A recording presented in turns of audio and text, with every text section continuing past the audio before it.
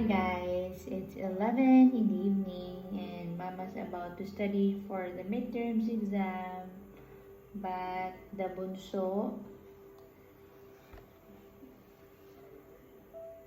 is awake. She slept early at 7 in the evening and then woke up at 11.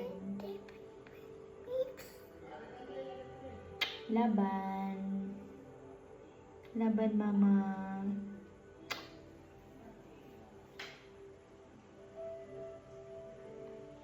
On December 2, 1974, the President Ferdinand Marcos issued a letter of instruction which required all motor vehicles to secure early warning devices.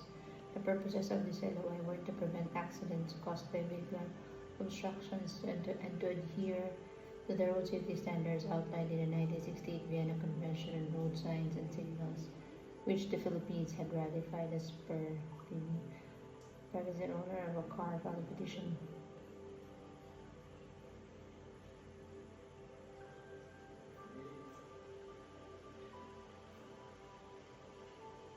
The court ruled that the law was demanded falls within the state's police power, and President Marcos' assurance of the same was clear in exercise of such power. The intent of the law can be clearly seen in the whereas 7. It is a matter of limitation. Okay. A nuisance per se can be a subject of an abatement, summary abatement, without hearing. Why? Because that is a valid exercise of police power. What are the tests used to determine whether there is a valid exercise of the power of the state? Lawful subject, lawful purpose.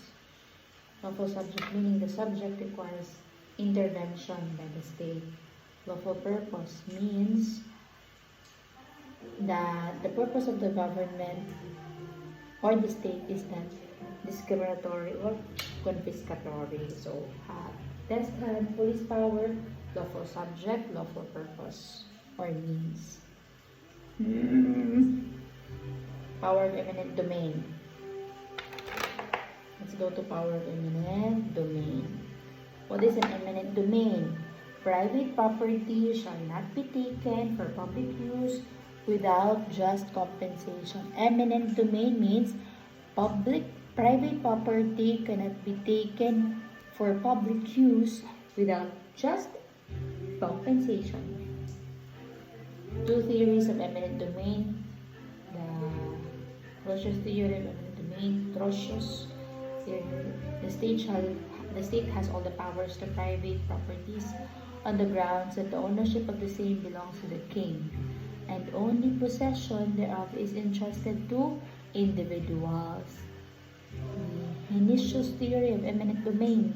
The ownership of things belongs to the individuals, while its control belongs to the states.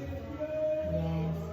In the first theory, Ambrosius theory, the state has all the powers to the private properties on the grounds that the ownership of the state belongs to the king.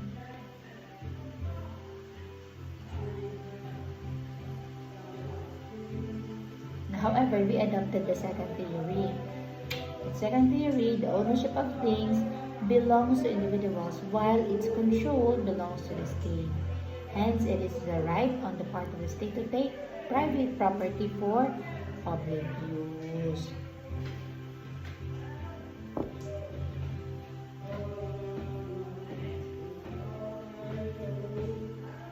Section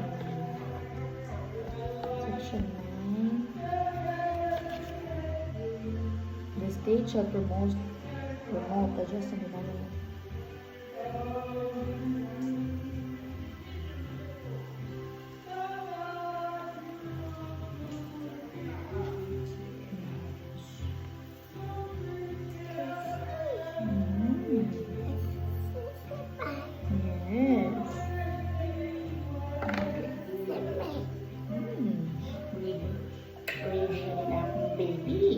Eminent domain. Private property shall not be taken for public use without just compensation. Essential requisites of eminent domain. The property taken must be first a private property. There is taking when the owner, who has an interest over the property, is deprived of the beneficial use of the private property.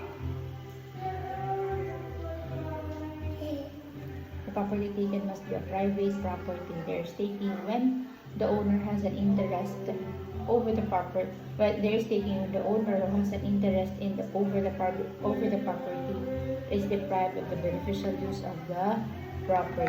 Two kinds of taking. We have possessory. There's the deprivation of the beneficial use of the property by the state and as the owner. And regulatory taking. The beneficial use of the property is regulated. Second, there must be genuine necessity to take the private property. Third, the taking must be for public use. Fourth, there must be payment of just compensations.